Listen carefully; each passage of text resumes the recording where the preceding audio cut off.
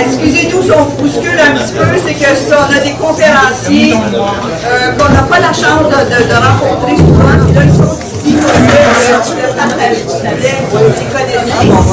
Et ça, je sais que Marc a quand même une présentation d'un certain temps, puis on aimerait avoir le temps de poser quelques questions, je pense. Avant de présenter Marc, je veux vous dire que vous pouvez écrire vos noms, il y a des feuilles comme ça qui circulent avec vos noms pour pouvoir voter. L'idée de ça, c'est de former des comités de citoyens partout au Québec. Donc, moi, quand j'ai votre feuille comme ça, c'est moi qui vais gérer ça. Là. Si je vois des gens de la ville, New Carlisle, si je vois 3-4 personnes de New Carlisle, je vais vous mettre ensemble. Je vais vous envoyer l'information pour que vous sachiez que dans votre municipalité, il y a au moins quelques personnes qui ont de l'intérêt, qui veulent être informées. Et suite à ça, si vous voulez former un comité de citoyens, vous aurez mes coordonnées ou vous appelez, contactez le RVHQ. Puis je sais que là, je viendrai pas vous voir, je ne sais peut-être pas de Saint-Gabriel des pouvoirs, mais il y a quand même des nouvelles technologies aujourd'hui. Hein. Il y a Skype, il y a encore le téléphone. On pourrait se donner rendez-vous d'une certaine façon pour qu'au moins que tout le monde ait plus d'informations possibles. Donc voilà, il y a ces feuilles qui circulent. Donc, sans plus tarder, je vous présente Marc Brulmans. Marc, c'est un biophysicien et membre du collectif scientifique sur les gaz de schiste. Il a su transmettre des arguments scientifiques rigoureux de sources tout à fait indépendantes pour que nous puissions mieux comprendre les enjeux du développement pétrolier et gazier sur la vie de nos communautés. L'enjeu des changements climatiques est au cœur de ses préoccupations. Et récemment, pour ne pas dire la semaine passée, il a organisé un colloque critiquant l'utilisation du gaz naturel comme énergie de transition. On ne prendra pas une minute, on veut entendre Marc. La parole est à toi.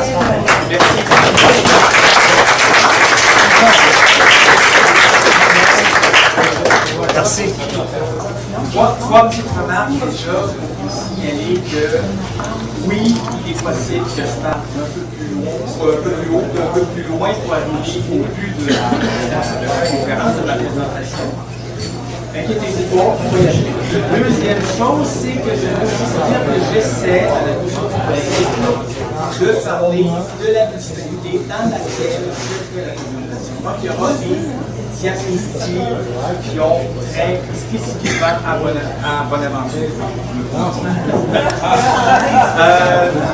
J'aimerais aussi vous dire que comme mes dernières conférences ont lieu surtout dans la région de Bécancour, de Lotbinière, il y a beaucoup de médias qui vont tourner sur le gaz, mais faites-vous-en pas. Ce qui concerne le pétrole et le gaz, il y a bien des choses qui sont très similaires, à commencer par le procédé de fracturation hydraulique.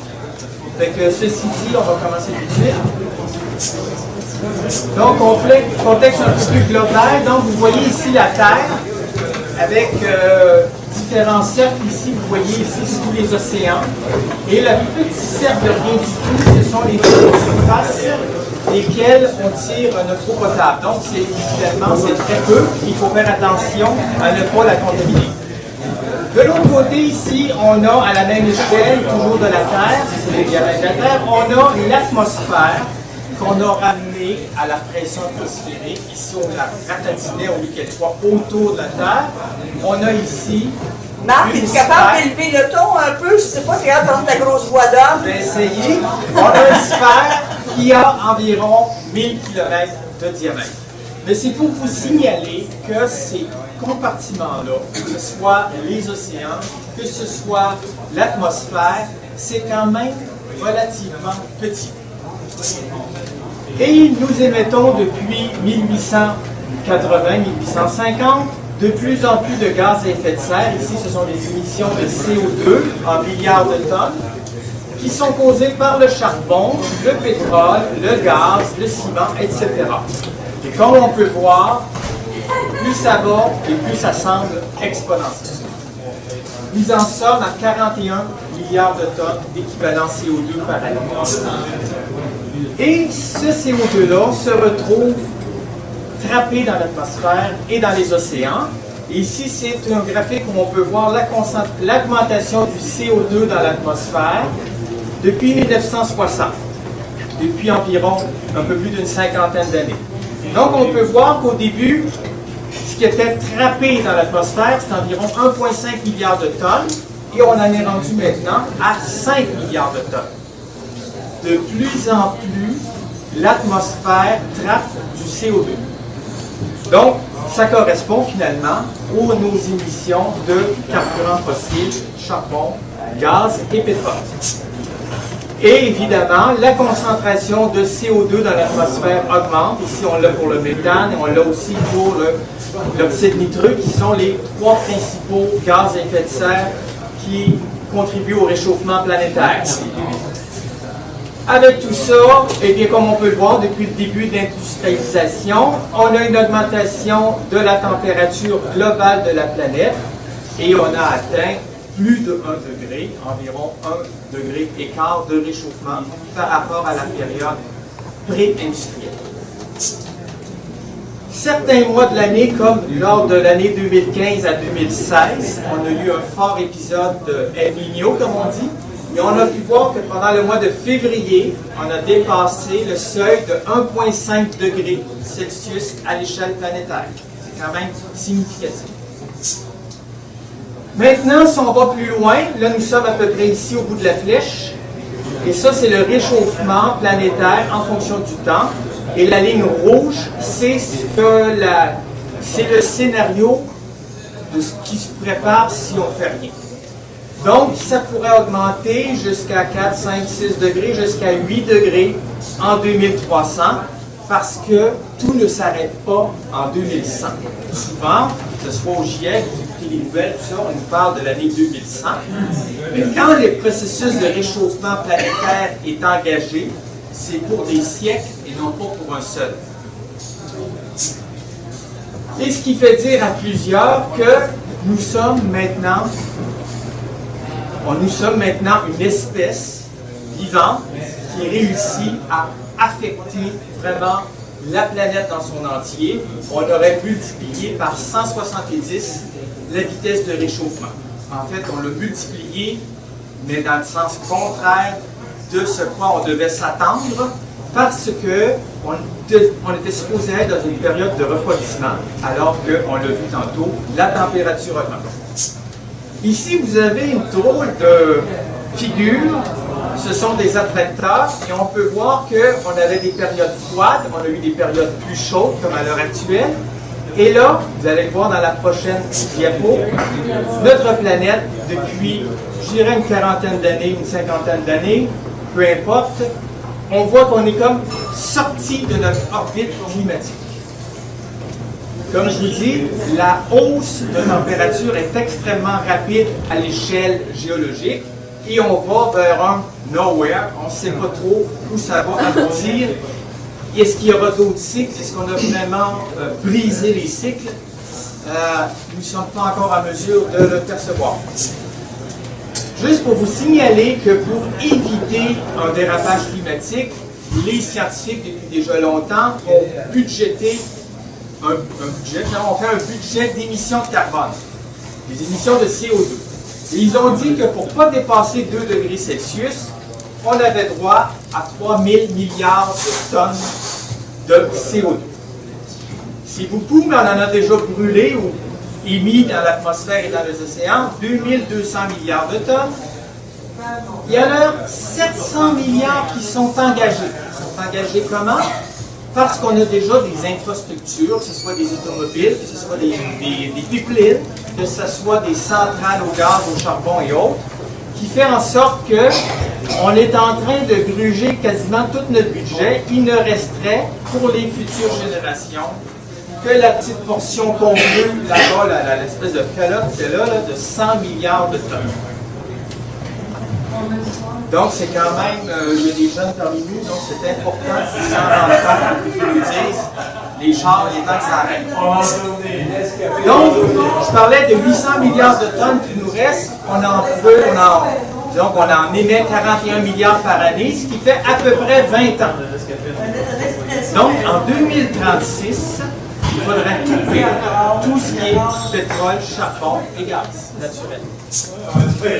Il y a différentes façons de le faire. On peut couper carré, comme je viens de vous l'évoquer.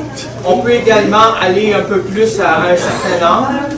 Et puis, il y en a certains qui disent que oui, mais on peut se rendre jusqu'à 2050 lorsqu'on va être en mesure de stocker le carbone. Ou le méthane, s'il fallait le stocker.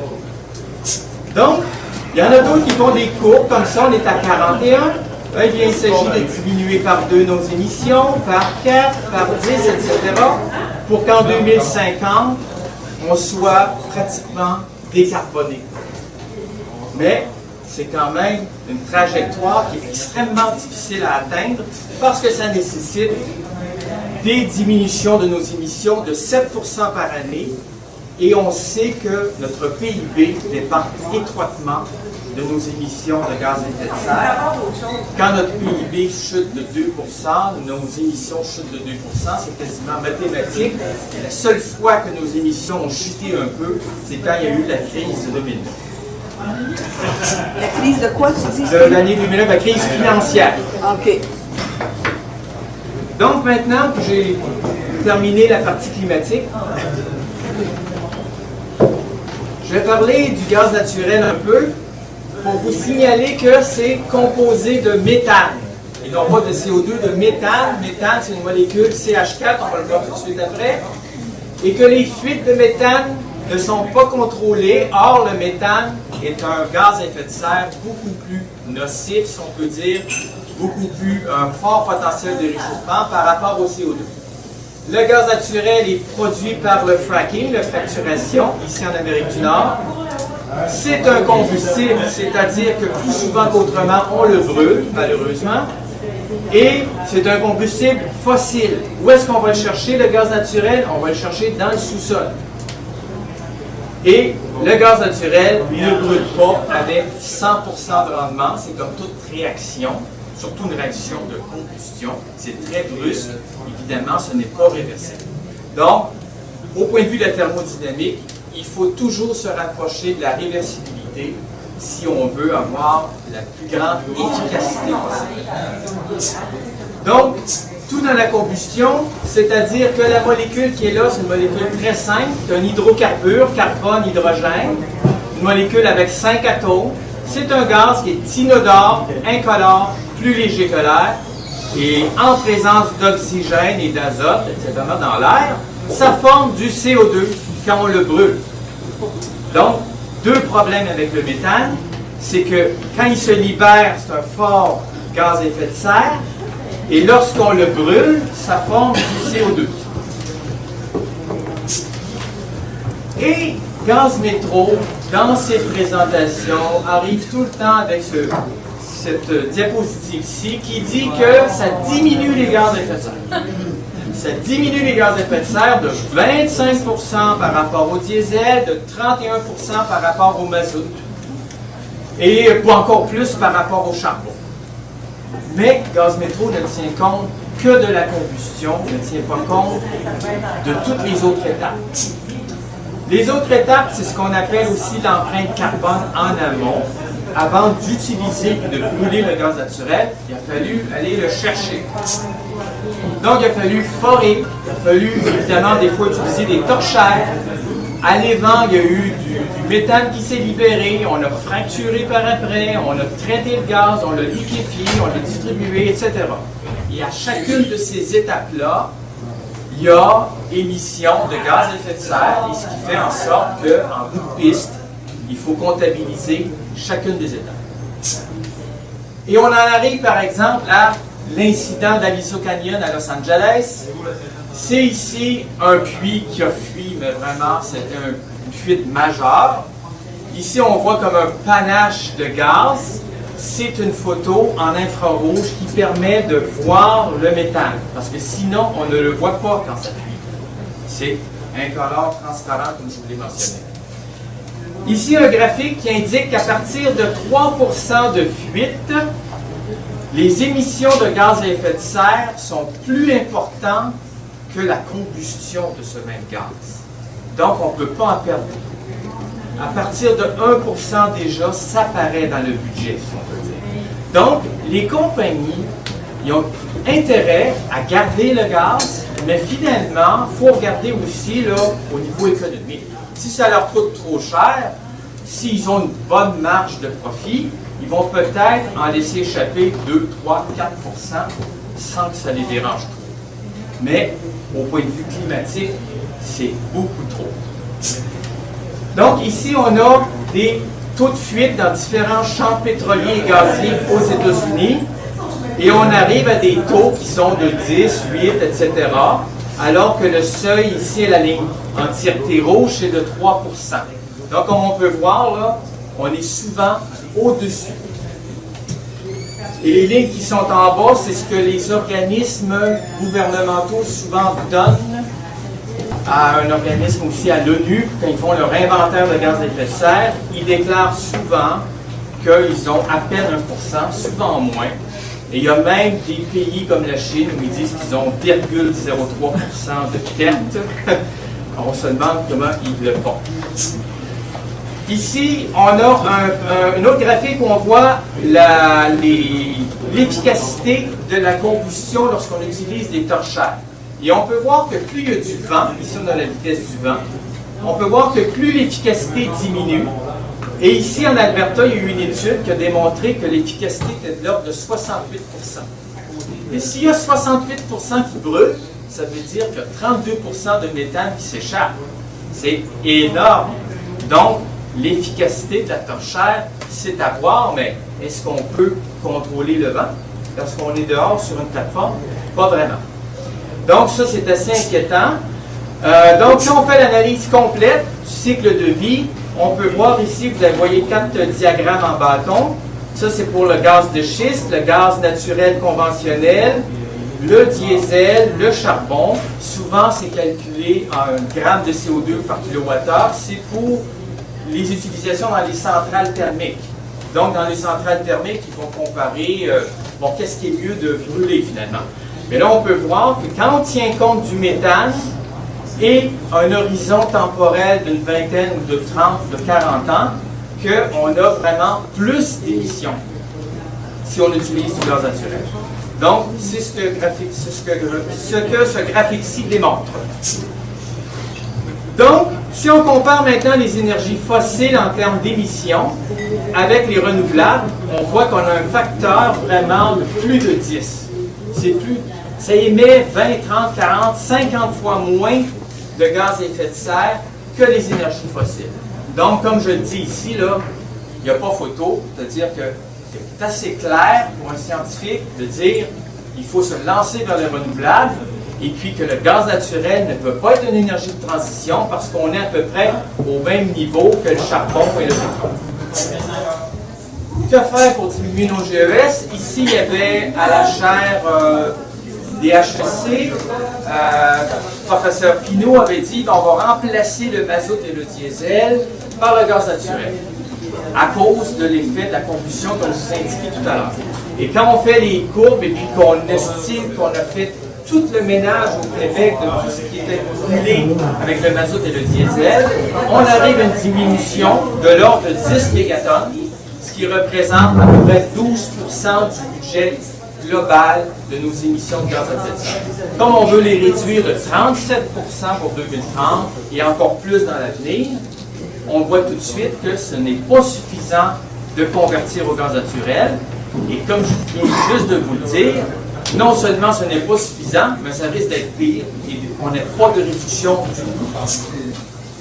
D'autres projets qu'on a au Québec qui vont être émetteurs de gaz à effet de serre, il y a la cimenterie cordonnière bien sûr, mais il y a le projet Grand-Anse à Saguenay, Énergie Est et le projet d'Anticosti, que j'estime qu'il y aura environ 12 mégatonnes de plus d'émissions de gaz à effet de serre, alors, comme je vous l'ai dit, qu'on en émet 80 mégatonnes par an. Qu'est-ce qu'il faut faire? Bien, il faut, au lieu de s'attaquer aux déchets, comme on le voit à l'heure actuelle, il faudrait s'attaquer plutôt aux secteurs qui émettent de plus de gaz à effet de serre, à savoir ici la combustion dans les centrales, au charbon, etc. Ça, c'est pour le Canada. Ici, c'est les énergies de transport, les camions, puis les locomotives et puis les autos, bien sûr. Et les sources d'émissions fugitives, les pertes, ça, c'est juste celles qui sont répertoriées, là. Il y en a plus que ça, c'est évident. Donc, il nous reste l'agriculture et les déchets ici en haut. Donc, par où il faut commencer? Par en bas, là où il y en a le plus. Bon, là, tout ce que je vous ai dit, là, je suis content de vous l'avoir dit. Mais là, vous allez l'oublier un petit peu de temps, parce que là, je vais vous parler du gaz de schiste. Et c'est comme si ces gens-là n'avaient pas écouté ce que je viens de vous dire. Donc,